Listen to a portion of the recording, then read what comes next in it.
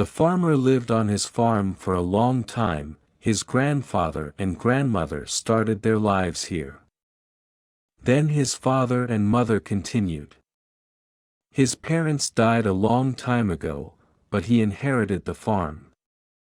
He and his wife had their own farm. His business grew, the farm developed, new customers appeared, and his reputation grew in the city.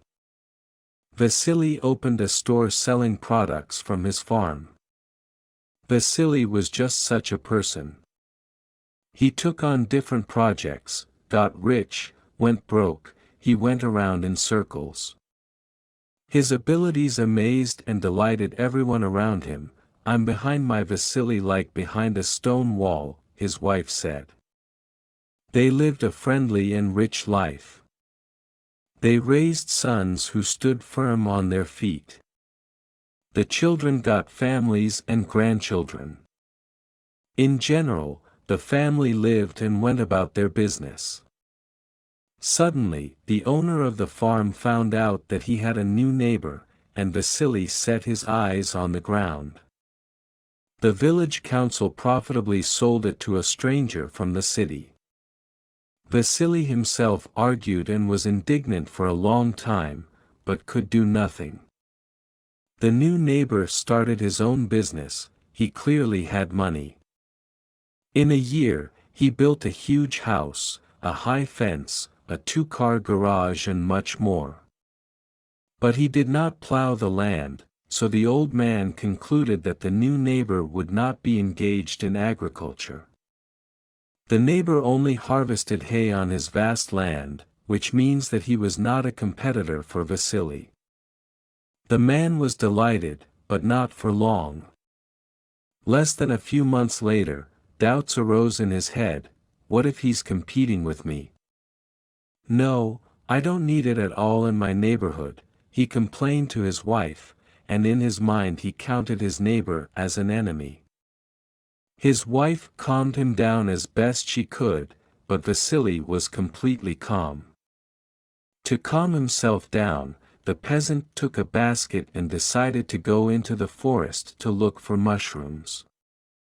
He wandered around familiar places for a long time, but found nothing but a few mushrooms, which further spoiled his mood.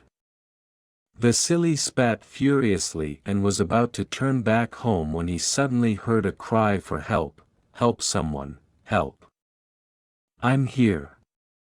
At the bottom of a deep ravine, he saw a man with an empty basket next to him.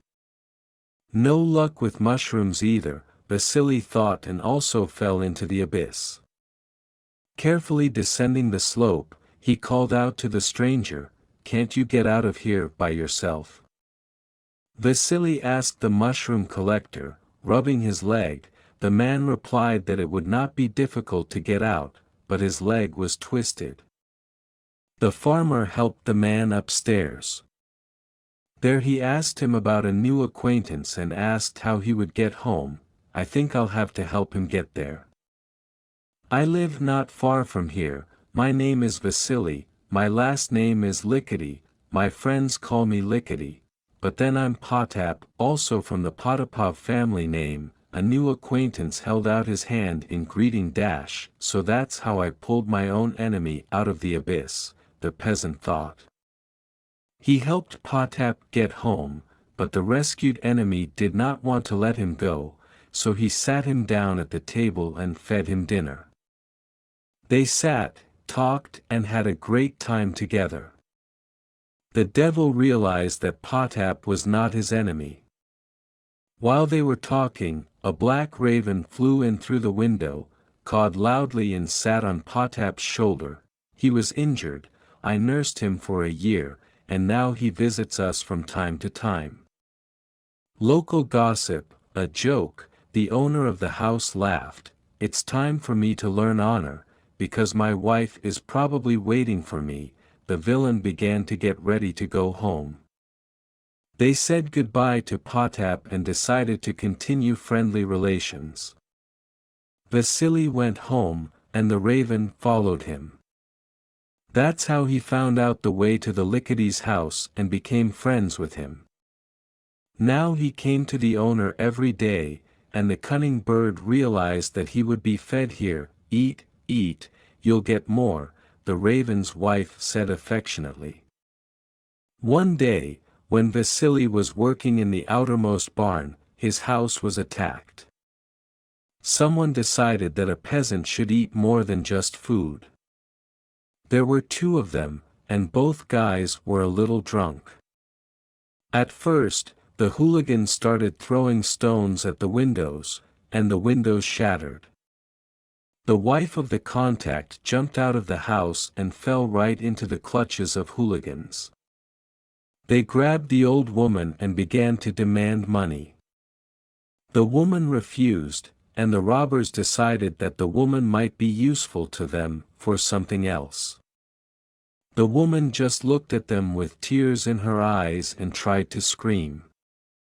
The robber heard his wife's screams and rushed to her aid. But it was a long time to run, and the old man was heartily afraid of what the devils might do to him. When Vasily ran up to the house, he no longer heard his wife's screams. His heart was breaking, and he tried to run as fast as possible, but when he reached the house, he opened his mouth in surprise, and his face was filled with horror. He saw a raven from the sky, like a stone, fall on the main culprit and peck at him. It was such a terrible sight that the villain ran to his wife and took her into the house. The robbers did not dare to touch his wife, because the raven was menacingly circling over them, protecting her with all his might. Soon, at Vasily's call, Potap arrived at the house with a local policeman. But the raven still refused to stop. "Stop, let's take them to the police," Potap shouted to the crow. The raven calmed down only when the robbers were neutralized. Since then, the neighbors have maintained friendly relations.